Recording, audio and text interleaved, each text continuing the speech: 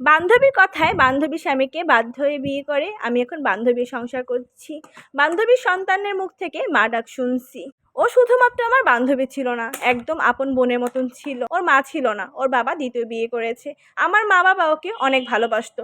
আমার জন্য একটা জামা কিনে আনলে ওর জন্যও কিনে আনতো।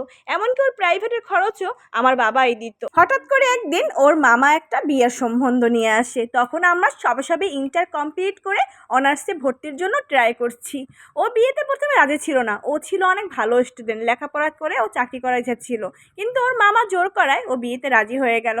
আমার বাবা মা বললো যে বিয়ে করো, ছেলেটা অনেক ভালো আছে। তাই ও বিয়েতে রাজি হয়ে গেল। ওর বিয়েটা হয়ে গেল। বিয়েটা মূলত আমাদের বাসা থেকে হয়েছে। সত্যি কথা বলতে, ওর মা মারা যাওয়ার পরে ওর বাবা দ্বিতীয় বিয়ে করার পরে ওকে একদম দেখতেই পারতো না। ওর কোনো দায়িত্বও নেয়নি। ওর ম্যাক্সিমাম খরচই ওর মামা দিত, বাদ বাকি যা লাগতো আমার বাবা তো ছিলই।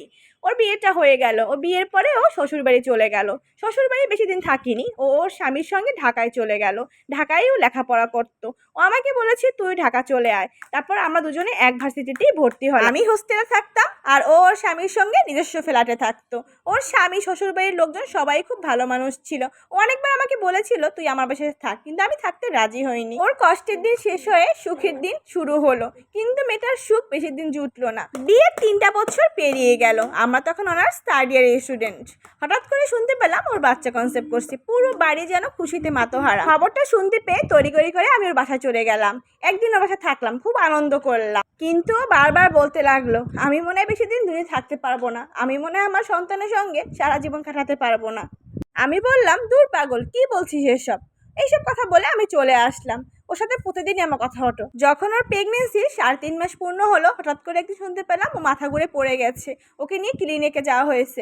তাড়াতাড়ি ছুটে গেলাম ক্লিনিকে। শুনতে পেলাম ও অবস্থা বেশি ভালো না।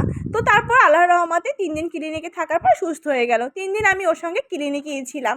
ডাক্তার ওকে বলে দিল পুরোপুরি বেড রেস্ট থাকতে হবে, ও কোনো কাজকর্ম করতে পারবে না। তারপরে আমি ওর বাসায় গিয়ে থাকা শুরু করলাম। ওর প্রেগনেন্সি পুরোটা সময় আমি ওর কাছে ছিলাম। ওর সিজারের ডেট চলে আসলো, ওরা ক্লিনিকে নিয়ে ভর্তি করলাম। আলহামদুলিল্লাহ ওর একটা মেয়ে হয়েছে। মেয়েটা খুব সুস্থ, কিন্তু ও ছিল ভীষণ অসুস্থ। ক্লিনিকে 3 দিন থাকার পরে এই দুনিয়া থেকে ও চলে গেল। এই দুনিয়া থেকে বিদায় নেওয়ার আগে ওর স্বামী সন্তানের দায়িত্ব আমার উপরে দিয়ে গেল। ও বারবার ওর স্বামীকে বলল তুমি আমার বান্ধবীকে বিয়ে করে নিও।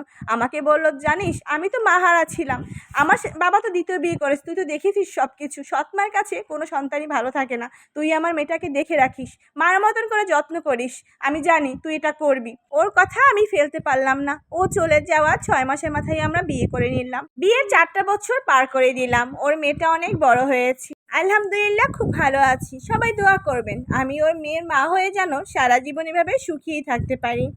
এটা সম্পূর্ণই একটি গল্প মাত্র। আপনাদের ভালো লেগে থাকলে আমার পাশে থাকবেন। আসসালামু আলাইকুম, আল্লাহ হাফেজ।